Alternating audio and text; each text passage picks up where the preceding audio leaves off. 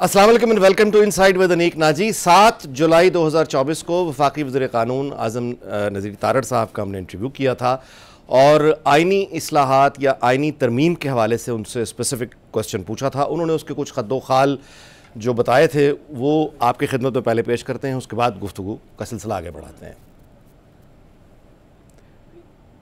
ये कोई technical issue आ रहा है लेकिन मुझे बताया गया है, लेकिन उनको अब हम आपको शॉर्ट चलाते हैं जिसमें उन्होंने बैकग्राउंड में उन्होंने ये बताया था कि IMF का दबाव है कि पेंशन्स का आपका बजट बहुत ज़्यादा है और उस पेंशन के जो यानी बजट है उसका इलाज तजवीज़ करते हुए आईनी तरमीम के साथ उन्होंने लिंक किया था। कैसे किया था ये सुनते हैं।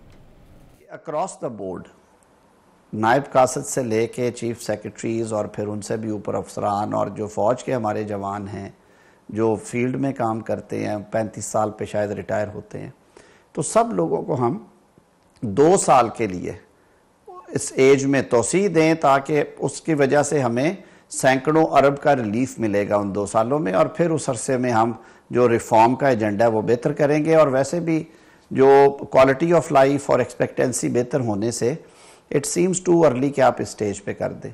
जब ये बात हुई तो फिर कमेटी में ये एक तजवीज़ आई कि फिर अगर आपने करना है तो फिर सारे मुल्क के लिए करें, फिर आप जुडिशरी को ना छोड़ें, पीछे आप सूबाई हुकूमतों को ऑन बोर्ड करें, वो अपने एम्प्लॉयज़ को भी करें। तो ये इस तनाजुर में है कि अक्रॉस द बोर्ड 2 साल की तोसी दी जाए। अब जब जुडिशरी की सुपीरियर जुडिशरी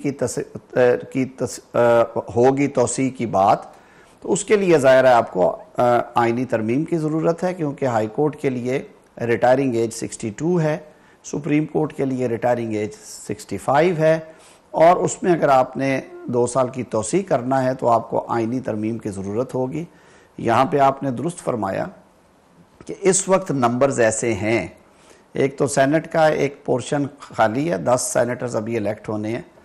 जो आप कानूनी इस्लाहात हैं उनमें फौजदारी इस्लाहात पे हम काम कर रहे हैं कि ट्रायल्स में हम क्या क्या आसानियाँ, ज़मानत के जो है हमारी जेलें भरी हुई हैं, प्री ट्रायल लोग जो हैं वो इनकारसरेशन में हैं, सिंगल ब्रेड अर्नर फैमिली का उस पर FIR दर्ज हो जाती है, उसे पुलिस पकड़ के जेल में भेज देती है, साल 1.5 साल तक ना उसका मुकदमा चलता है ना उसकी ज़मानत होती है। छोटे ऑफेंसेस में भी, छोटे क्या बड़े क्या, दुनिया जहान में अब जो बेल है वो बहुत लिबरल दी जाती है, हमारे यहाँ नहीं है, जिसकी वजह से हमारी जेलें भरी पड़ी हैं। प्री ट्रायल लोग बरी हो जाते हैं, उनको आप क्या रेपरेशन देंगे? जो बंदा बेगुनाह था और पर्चे में नामजद होने की वजह से 2 साल जेल काटी और उसके बाद अदालत ने कहा जी आप बरी हैं।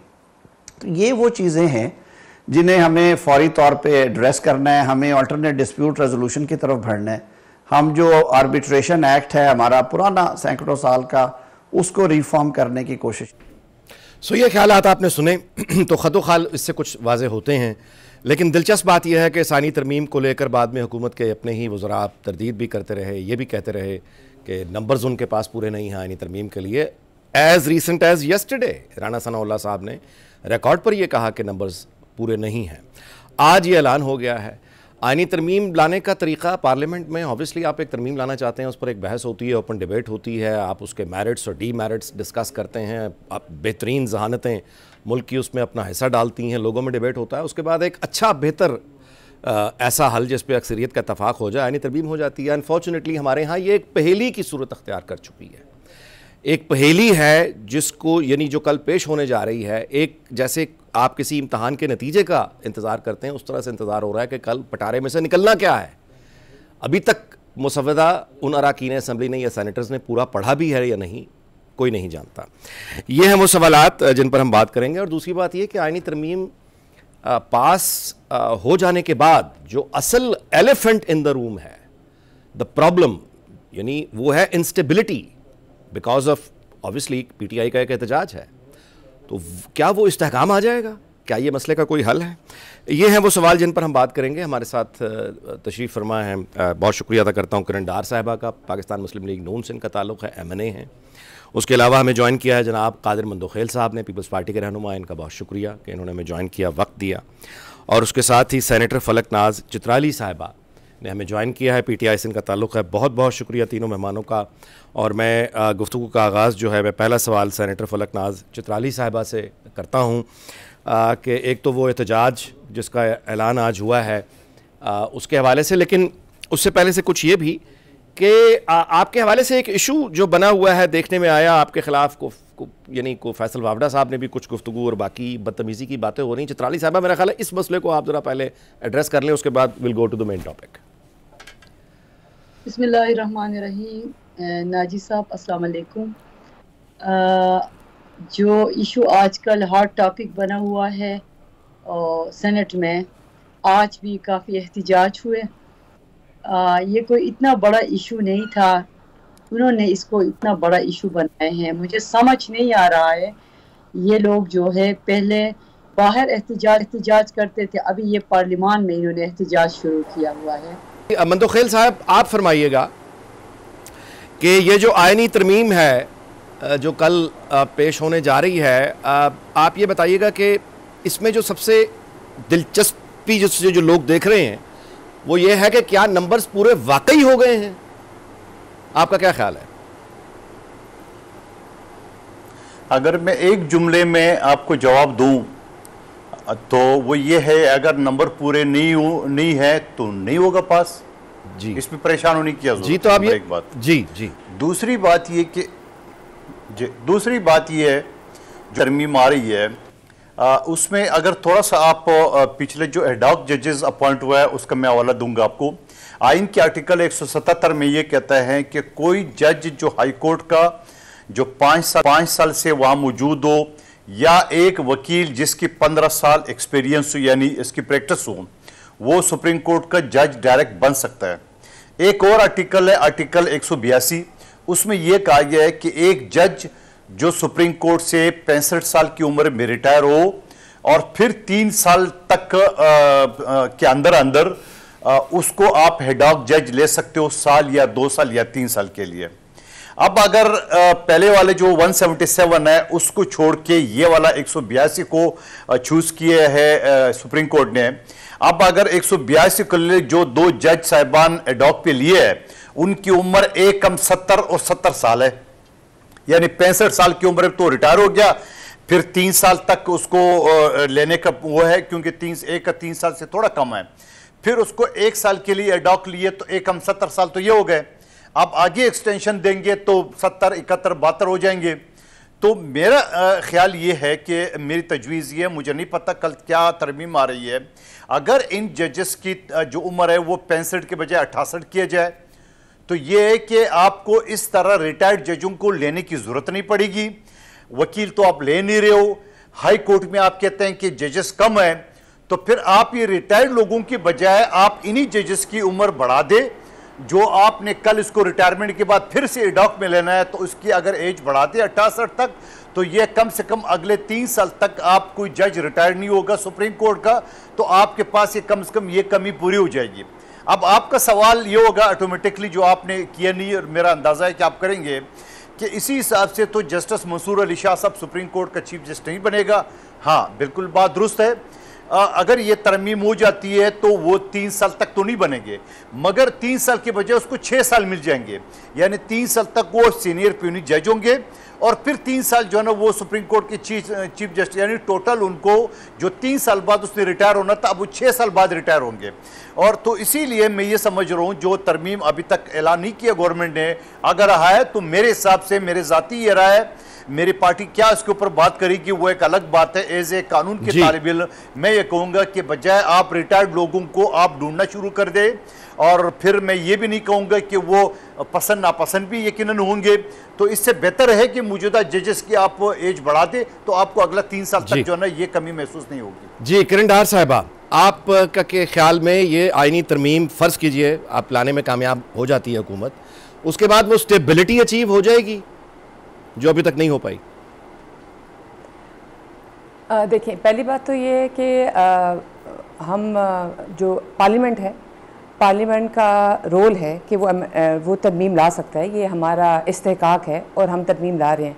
फिर आपने सवाल किया कि इनके नंबर्स पूरे होंगे कि नहीं।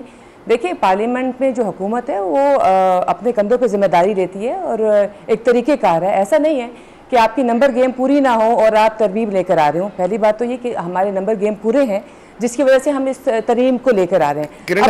आप ही के लीडर्स, मैं कथा कलामी की माजरत चाहता हूँ, आप ही के लीडर्स कहते रहे ना कि नंबर गेम पूरी नहीं है। मैंने आपको बताया कि एज रिसेंट एज यस्टरडे, लेकिन ठीक है, ये आप 2 दिन पहले की बात कर रहे हैं। आप आज की ख्वाजा आसिफ साहब की आप स्टेटमेंट जी बिल्कुल आज तो कर दिया, लेकिन ये कैसे हो सकता है, ये कैसे हो सकता है कि एक हुकूमत जो है वो आर्मी तरमीम लेकर आ रही है, ठीक है, और उस आईनी तरमीम में जो है वो नंबर गेम पूरी ना हो, तो वो उस आईनी तरमीम को लाने का क्या फ़ायदा जिसमें नंबर गेम पूरे ना हो। तो डेफिनेटली हमारे नंबर गेम पूरे हैं, और मेरे ख्याल से अब तो 24 घंटे का भी वक्त नहीं रह गया, तो आप 24 घंटों के अंदर देख लेंगे कि आईनी तरमीम भी आएगी और वो इंशाल्लाह पूरी भी होगी।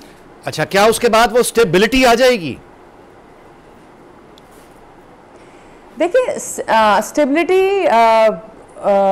देखें अभी बड़े अच्छे तरीके से मेरे भाई ने मंदुखिल साहब ने बड़े अच्छे तरीके से बयान किया। देखें पेंशन का बहुत बड़ा इशू है, पेंशन का बहुत बड़ा इशू है, और बहुत से इशूज हैं। IMF हमें कह रही है कि पेंशन्स को जितना कट डाउन करें उसको ख़त्म करें, और मेरे ख्याल से हमारे गवर्नमेंट ने छोटे छोटे से स्टेप्स लिए, उनमें से ये एक स्टेप है कि हम जजेस की जो है वो मियाद में, उम्र की मियाद में उनको इंक्रीमेंट करें, उनको बढ़ा दें, और इस तरह से हम पेंशन का जो एक बर्डन गवर्नमेंट के ऊपर है उसको कंट्रोल कर सकें, मिनिमाइज कर सकें। कंट्रोल तो नहीं कहूँगी, बट मेरे ख्याल से मिनिमाइज कर सकें। जी बेहतर। सेनेटर चित्राली साहबा, मेरी आवाज़ अब आपको आ रही है?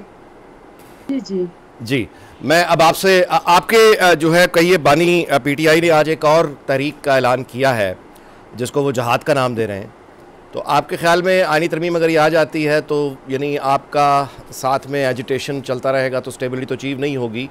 सो आप यानी कहाँ देख रहे हैं कोई सेटलमेंट PTI आपकी पार्टी के, यानी कोई इस्तेहकाम की तरफ वो भी कोई ताउन करने पर आपको आमादा दिखाई देती है? देखिए जी, जो हमारे जो लीडर ने जो आज जो ऐलान किया है वो मैंने सुने नहीं है, आप दोबारा जरा बता दें उसके किस चीज़ का ऐलान? एक तहरीक का उन्होंने ऐलान किया। अच्छा जी, वो जो पंजाब में जलसा होने जा रहा है, आप उसकी बात कर रहे हैं? जी, उसके अलावा उन्होंने बड़ा सख्त किस्म का एक बयान दिया है जो बहुत सोशल मीडिया पे उस पर एक तहकीक भी चल रही है, तफ्तीश भी हो रही है, FI हुकाम भी तफ्तीश कर रहे हैं कि ये अकाउंट उनका कौन चला रहा है। आपके शायद वो इल्म में नहीं आया, लेकिन ये बताइए कि मैं उससे अगला सवाल कर लेता हूँ कि तहरीक की कॉल अगर आती है तो आप लोग तैयार हैं? बिल्कुल जी, खान के एक कॉल पे पूरे पाकिस्तान तैयार है, सिर्फ PTI के वर्कर ही नहीं है। अब तो PTI जो है वर्करों से निकल चुकी है, अब 24 को अवाम खान के साथ है। इंशाअल्लाह इस तहरीक में हम सब आगे होंगे। अच्छा ठीक है, इससे पहले कि मैं इस मौजू पे मजीद मंदुखिल साहब से सवाल करूं, एक दफ़ा मैं फिर आपको ये गुजारिश ज़रूर करूंगा कि वो आप वजाहत करना चाहें तो आपकी आवाज़ आ रही है, उस वजाहत कर दें कि ये क्या आपके बदतमीज़ी और गालम गलोच का ये प्रॉब्लम है क्या आपके नाम के साथ चल रहा है? ये देखो पूरे चैनल्स में आवाज़ आ रही है। जी जी चित्राली साहब, मैं आपकी आवाज़ सुन रहा हूँ। नाजी साहब देखिए, मैं अभी वजाहती बयान इसलिए दूंगी, जितने भी चैनल्स हैं ये 3 दिन से मेरे साथ ये बात मंसूब किए हैं कि सेनेटर फलकनाज चित्राली ने गाली दी है फैसल वाडा साहब को। तो मैं आपके चैनल के वसातत से ये बात क्लियर करूं, हमारा जो मेरे और उनके साथ जो ऐसी कोई बात नहीं हुई है, ना मैंने कोई गाली दी है, मैं अपनी बात पे मुत्तफिक हूँ। और जहाँ तक गाली की बात है, गाली उसने दी है, गैर पार्लिमानी ज़ुबान उसने इस्तेमाल की है।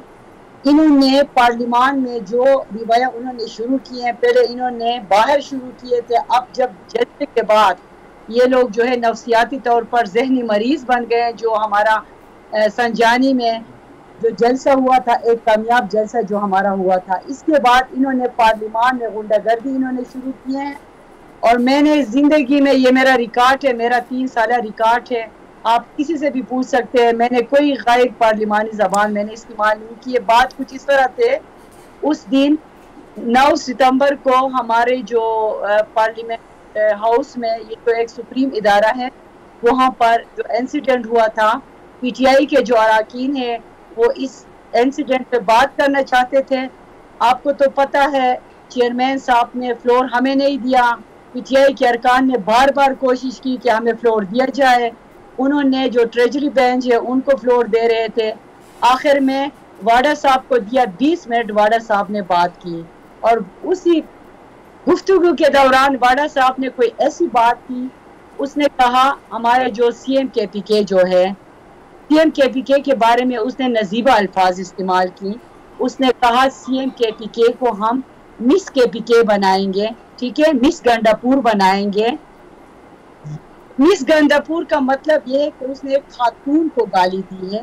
तो मैं वहां पर उठी, एहतिजाज किया जी, मैंने खवातीन के लिए एहतिजाज किया। अच्छा, खवातीन, आपका मतलब है कहना बहरहाल ये है कि आपने कोई गाली नहीं दी। Let's move forward. मंदोखेल साहब, बुनियादी सवाल वही रहेगा कि वो सियासी इस्तेहकाम जो इलेक्शंस के बाद आ जाना चाहिए था वो नहीं आया। वो सियासी इस्तेहकाम जो बहुत से लोगों के मुताबिक कुछ गिरफ्तारियां हुई अनप्रेसिडेंटेड, उसके बाद वो इस्तेहकाम आ जाना चाहिए था। अब ये आईनी तरमीम की बात है, लेकिन सलमान अकरम राजा जो जनरल सेक्रेटरी हैं PTI के, उन्होंने अभी से एक उसके ख़िलाफ़ एहतजाज का और एक कंट्रोवर्शियल तरमीम का, एक नई तरह की एहतजाज का ऐलान कर दिया। तो स्टेबिलिटी आपके ख्याल में इस तरह आ जाएगी? जी, एक जुमला मुझे फलकनाज साहिबा की बात के ऊपर करने दो जी, कि अगर इसने गाली नहीं दी है और चेयरमैन सेनेट ने इनको 3 दिन के लिए मुअत्तल कर दिए, तो ये तो बहुत बड़ी ज़्यादती की है चेयरमैन सेनेट ने। और एज ए कानून के तालिब इल्म या एक्स पार्लियामेंटेरियन, मुझे जहाँ तक पता है कि सेनेट बहुत छोटा सा एक हॉल है और उसके अंदर कैमरे, साउंड सिस्टम बहुत बेहतरीन है। तो फलकनाज साहिबा को तो चैलेंज करना चाहिए उस 3 दिन के सस्पेंशन की, कि भाई मैंने तो कही नहीं है, सारे आप वीडियो ऑडियो सारे उठा के देख ले। तो ये तो बड़ा अच्छा केस था उसका, और तो वो उसको कर सकते, मगर उसने किसी जगह पे चैलेंज नहीं किया, ना कोई दरख्वास्त की है, ना कोई मीडिया में ख़बर आई है। चलो गुजर गया बात। आज एहतजाज भी हुआ, आज बाइकाट भी किया इनकी दोबारा आने से 3 दिन पुराना होने। चलो मैं ये कहूँगा ये इनकार कर रही है तो एक अलग बात है। अच्छा, अब आपने जो दूसरा सवाल किया इमरान खान साहब का, तो यकीनन वो यही चाहता है कि मुल्क में अनारकी हो, मुल्क में इंतशार हो, और उसके लिए उसने एक ऐसे शख्स को मुंतखब किया है वज़ीर आला खैबर पख्तूनख्वा, जो हमेशा मौला जट सुल्तान राई या पश्तो फिल्मों का बदरमनीर कहता है एक्टर मरूम, उसके तरह वो डायलॉग बाजी करता है और दिन में वो गालियाँ देता है, रात में जो है ना इस्टेब्लिशमेंट के पाँव पड़ता है। और जो 8 तारीख को जलसा था उसमें उसने क्या कुछ नहीं कहा। ख़ुद मरियम नवाज साहिबा हमारी पुख्तून रवायत के मुताबिक ख़वातीन की हम बेहद एहतराम करते हैं, बाकी कौम भी करती है, मगर हम एक एज ए पुख्तून हम तो बिल्कुल मतलब ये कि ख़ातून के सामने चाहे वो कुछ भी बोले, हमारी कोई हिम्मत, हमारी कोई जुरत या हमारी तरबियत नहीं है। तो ये कैसे पुख्तून है अपने आप को, जो डोल बाजे, बारात और इस तरह नाजिबा अल्फाज कहते हैं, वो भी एक खातून के बारे में। और फिर उसके बाद उसने आर्मी चीफ को धमकी दी है, फिर इसने पूरे रियासत को धमकी दी है। सुनने दो पूरा। जी, एक मिनट सेनेटर साहब प्लीज उनको बात मुकम्मल करने दें। जी मंदोखेल साहब। अच्छा, फिर उसके बाद उन्होंने रियासत को धमकाया कि मैं 15 दिन के अंदर आऊँगा, इमरान खान को रिहा कराऊँगा और पठानों का लश्कर आऊँगा। अब मैं खुद भी पठान हूँ, हमें किसी कौम से लड़ाने की इसकी कोई वो नहीं है, ना पठान इनके साथ है। और फिर अगर आगे से जवाब आ जाता है कि ठीक है आप आ जाओ, अटक का पुल क्रॉस करो, पंजाबी आपके लिए तैयार है, तो फिर क्या होता? तो ये पठान पंजाबी की लड़ाई कराना चाह रहा है। फिर उसने फॉरेन पॉलिसी के हवाले से जो बात की है, ये एक सूबे का वजीर आला कैसे जो है ना वो किसी और मुल्क से बात कर सकता है, जबकि अभी एक हफ्ता पहले एक साबिक ब्रिगेडियर महमूद शाह साहब का वीडियो सोशल मीडिया पे मौजूद है। उन्होंने ये कहा कि टीटीपी का जो एक विंग है गंडापुर के नाम से और एक विंग है डी खान के नाम से, और अभी ये 2 साल पहले जो बन्नू जेल तोड़ा गया इन्हीं पीटीआई के दौर में, वहाँ 400 से ज़्यादा क्रिमिनल्स को, कैदियों को लेके गए, एक सिंगल फायर नहीं हुआ, न कोई दरवाज़ा कोई ताला टूटा। शरबत पी के जब ये टीटीपी वाले चले गए अपने महफूज मुकाम पे इनकी सूबे के अंदर, तो ऐलान साफियों को, मीडिया को टेलीफोन किए, हम खैर खैरियत से पहुंच गए। तो आप मुझे बता दो कि एक शख्स जिसकी अपनी सोच के मुताबिक इसने एक वजीर आला को ऐसे किए जो हर वक्त अफरात, अच्छा ये आदमी ये भी कह रहे दिन भर जो गालियां दे रहा था आर्मी चीफ और एस्टेब्लिशमेंट को और मुस्लिम लीग नून को, 8 घंटे सेक्टर कमांडर आईएसआई के दफ्तर कोहिसार में पाँव पड़ा हुआ तब माफी मांगने के लिए। तो ये क्या है? एक आदमी अगर दलेर है, जी मंदोखिल साहब, वक्त हुआ है जी कमर्शियल ब्रेक का। ताकतवर कहता है जी, I have to, I am sorry interrupt you है, वक्त हुआ है कमर्शियल ब्रेक का, उसके बाद गुफ्तगू का सिलसिला जारी रखते हैं इस ब्रेक के बाद। जी वेलकम बैक। तो गुफ्तगू हो रही थी आईनी तरमीम के हवाले से जो कल आने जा रही है। सवाल वही है, आम आदमी का तो वही सवाल है कि क्या आईनी तरमीम आने से उसके घरों का किराया कम हो जाएगा, क्या रोटी की कीमत कम हो जाएगी, क्या कोई ऐसी आईनी तरमीम भी आएगी कि रोज़गार में इजाफा हो जाए, क्या कोई ऐसी आईनी तरमीम भी आएगी कि बिजली के बिल सस्ते हो जाएँ, गैस की कीमत कम हो जाए, उसकी ज़िंदगी में सुकून आ जाए। तो आईनी तरमीम ज़ाहिर है वो अपनी जगह, आम आदमी का सवाल वही है। तो आप पूछते हैं किरण डार साहिबा से, तमाम मेहमानों से गुफ्तगू का सिलसिला शुरू करते हैं कि शहबाज राना साहब ने अभी एक ट्वीट किया है जिसमें उन्होंने कहा है कि बजट आने के बाद 28 तारीख को पहला मिनी बजट आया था 200 अरब रुपए का, और अब खबर ये है कि हुकूमत एक और भी मिनी बजट लाने की तैयारी कर रही है। तो किरण डार साहबा कि अगर बेरोजगारी और बाकी हालात इस तरह के रहे तो आईनी तरमीम आपको स्टेबिलिटी मुहैया कर देंगी? मैं फिर आपसे वही सवाल कर रहा हूँ। देखिए, आइन में तरमीम है, फिर वही बात करूँगी कि वो हुकूमत की इस्तेकाक है, वो उस पर जारी है।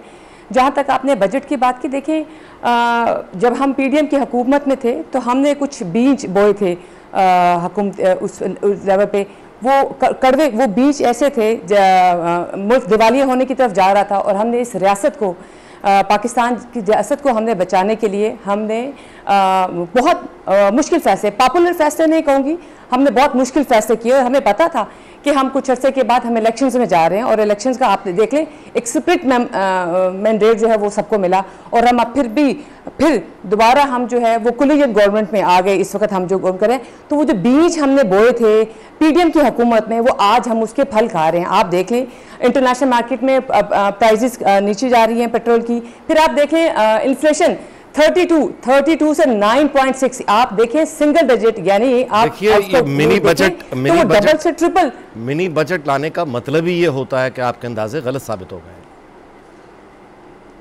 देखें जब हम टैक्स नेट में लोगों को लाते हैं, और जब तक देखें रिटेलर्स हों, एग्रीकल्चर के लोगों हों, जब तक वो टैक्स नेट में नहीं आएंगे, हम उनको टैक्स नेट में लाना। क्या आप इस बात से इत्तेफाक करती हैं कि आपकी हुकूमत इस मुल्क में रह रहे हैं, इस मुल्क में वो कमा रहे हैं, इस मुल्क में वो बिजनेस कर रहे हैं? देखिए ये ऐसा नहीं हो सकता कि आप इस मुल्क में रहे और आप टैक्स नेट में ना आए। उनको टैक्स नेट में लाना हमारे लिए बहुत ज़रूरी है।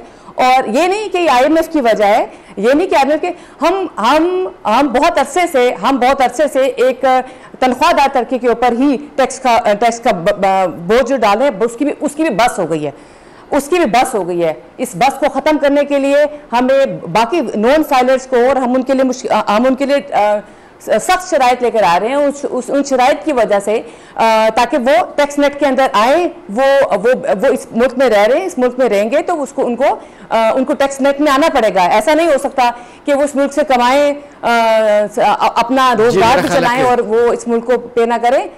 जी सेनेटर चित्राली साहबा, मैं आपसे गुजारिश करता हूं कि अब बानी PTI पर एक बगावत के मुकदमे की खबरें हैं, और बहुत उन्होंने यानी आगे वो बढ़ गए हैं, और पख्तूनख्वा में भी इमरजेंसी गवर्नर आज की खबरें हैं।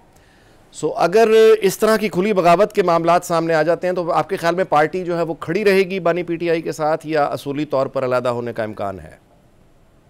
देखिए जी, आप लोगों का जो खुल महवर जो है बानी PTI इमरान खान, इसके इस इल्यूजन से आप लोग निकल जाए। इमरान खान PTI है, PTI इमरान खान। जज्बा देखा था पाकिस्तान बनते वक्त, हमने जज्बा सुना था, एक जज्बा हमने फरवरी को उसको आज।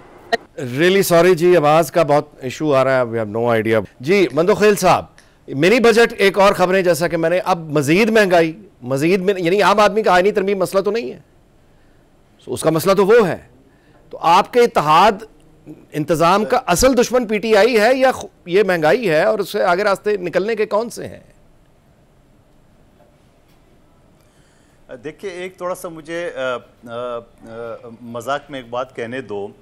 किरण डार साहब ने बड़ी खूबसूरत बात की है। उन्होंने ये कहा कि देखिए आलमी मंडी में तेल कम हो गई है, तो गोया इनकी पॉलिसी की वजह से कम होगी, मुझे तो ऐसा लग रहा था जिस तरह उसने खुशी से बयान किया है। अच्छा, दूसरी बात जो आपने इमरान खान साहब की बात की, देखिए जब आप इस्लामाबाद को ब्लॉक करेंगे जब सोशल मीडिया में आपके लोग लाखों करोड़ों की तादाद में जो सर्कुलेट होता है वहाँ आप अफरा तफरी पे लाते हो, जहाँ आप सूबे के अंदर रह के और सूबे को एक खुद मुख्तियार हैसियत देने की, यानी खुदा न खास्ता मेरे मुंह में खाक, पाकिस्तान से अलग होने की, पाकिस्तान से अलग पॉलिसी बनाने का आप ऐलान करते हो।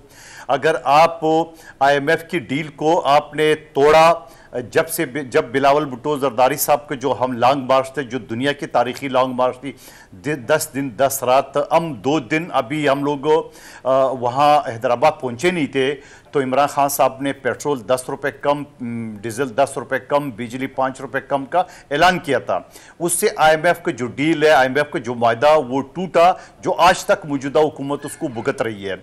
अच्छा, उसके अलावा अगर आपके तीनों वजीर ख़जाना ये कहेंगे कि अगर हमारे खान को कुछ हुआ तो हम पाकिस्तान को क्या करेंगे, अगर एक लेडी सेनेटर साहिबा ने कहा कि खान है तो पाकिस्तान है, अगर आपके वजीर ख़जाना ये कहेंगे कि IMF की डील नहीं होने देंगे, रिकवरी नहीं होने देंगे, तो आप ये एक तो नाजिर साहब इनको बोलो, अपनी बारी पे बोलो, वैसे आवाज नहीं आती, अगर आप बोल भी रहे तो मुझे नहीं समझ में आ रही आप क्या बोल रही है, आप टेलीफोन लाइन पे ले ले उसको। मुझे आपने मौका दिया ही नहीं है।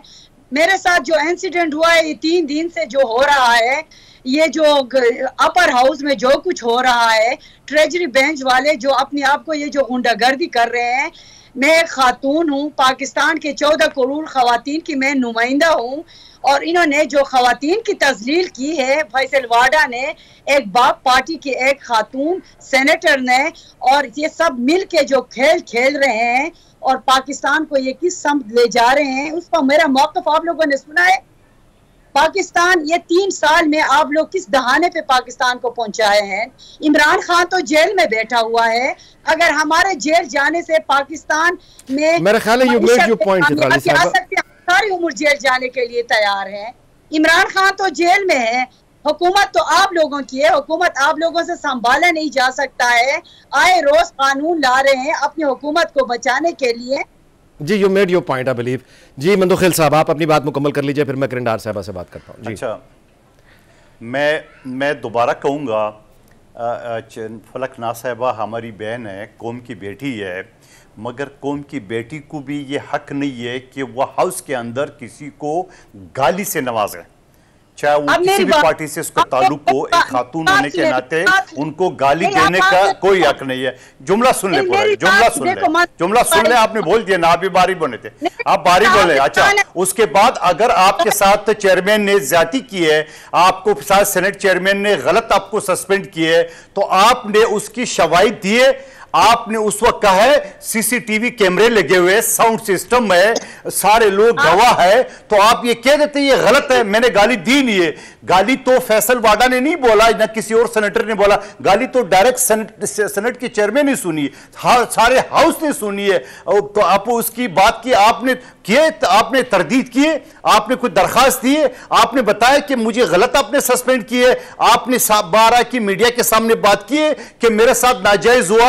आप अगर हाउस में इस तरह गाली देंगे तो सस्पेंड तो होंगे, और फिर वो 3 दिन पूरे नहीं है, फिर आप चली गई हाउस में जहां से सरकारी सारे सेनेटर आज ने वॉकआउट किया, फिर भी आप कहते हैं मैं 14 करोड़ का, तो 14 करोड़ का नुमाइंदगी मेरी बहन वो अच्छे तरीके से भी हो सकती है, वो कानून की और अखलाक के दायरे में भी हो सकती है, गाली गलौज से नुमाइंदगी नहीं होती है। नाजी साहब, दूसरी बात यह है, जो बात आपने की है इस मुल्क को या इसको चलाने का, अगर आप मुल्क में इसी तरह अनारकी फैलाएंगे, अगर आप मुल्क में इस तरह सुप्रीम कोर्ट का जहां आदम एतमाद की तहरीक का फैसला हुआ, सुप्रीम कोर्ट की चीफ जस्टिस समेत 5 जजेस की इनकी लोगों ने कार्टून बना के सोशल मीडिया पे किया, अगर आप DG ISI मौजूदा या जर्नल फैसल या दूसरे जर्नल जो भी है, उनके आप सोशल मीडिया अपने गुल्लू बट्टों के जरिए जो आपको पूरे नेटवर्क काम कर रहा है उसके जरिए आप तस्दील करेंगे। अगर आप सियासी लोगों, हमें तो आदत पड़ गई आप लोगों की गालियां खा खा के, लेकिन आप मुझे बताओ आपने इस मुल्क में माशरे में क्या आपने तरबियत दी, आप क्या अखलाकियात के दर्स दे रहे हैं? मुंह पे तो आप रियासत मदीना की बात कर रहे हो, अल्फाज शुरू होते हुए आप या कनस्तईन कहते हैं, लेकिन साथ साथ आपको यह भी कहना चाहिए सिरातुल मुस्तकीम भी बोला करे, क्योंकि आपने मुल्क में पूरे गाली गलोच से और अखलाकियात को तोड़ के माँ को बेटी को, बेटे को भाई से, अदारों को बीच में, सियासी लोगों को बीच में आपने ये बीज बोया, आपने पूरे मुल्क को जो ना इंतशार मिला, ऐसे सूरत हाल में इन्वेस्टमेंट कहां से आएगी? जी किरण डार साहबा, ये बात तो सही है कि फसाद का जो एक सियासत और गालम गलोच और बदतमीजी का एक वो जो हम सुन रहे हैं कल्चर सालों से, वो अब अपनी इंतहा पे पहुंच गया है। But on the other hand ये भी लेट्स फेस इट कि फसाद फैलाने वालों को आज़ादी भी रही और कोई ऐसी कार्रवाई हो नहीं सकी कि आप झूठे प्रोपेगेंडे पर या गाली पे गलोच पर काबू पा सकें। सबसे पहले मैं मंदू खेल साहब ने बात की आलमी मंडी की तेल की कीमतों की।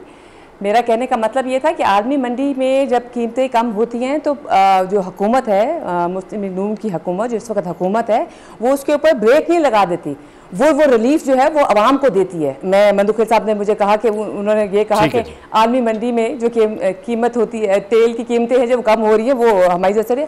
अभी दूसरी बात जो अभी की मुझे बता दें, अभी हम एक प्रोग्राम में हम 3 मुख्तलिफ पार्टीज़ के लोग बैठे हुए हैं। मुझे आप बता दें, मंदू खेल साहब और फलक नाज़ा खातून है, मेरी तरह खातून है, हम बात ही नहीं बर्दाश्त, हम में बात ही बर्दाश्त नहीं है कि हम एक दूसरे की बात बर्दाश्त कर सकें। और ये खातून है, बिल्कुल ठीक कह रहे हैं, 104 होते हैं जी सेनेटर्स सेनेट में, तो कैमरेज लगे हुए हैं, वहाँ पर बता दें किसने गाली दी, किसने क्या कहा। आप फिर और ऊपर से आप डिफेंड कर रहे होते हैं। जब हम बात करते हैं गंडापुल साहब की, तो उस पर आप डिफेंड कर रहे होते हैं कि जी उन्होंने ठीक कहा।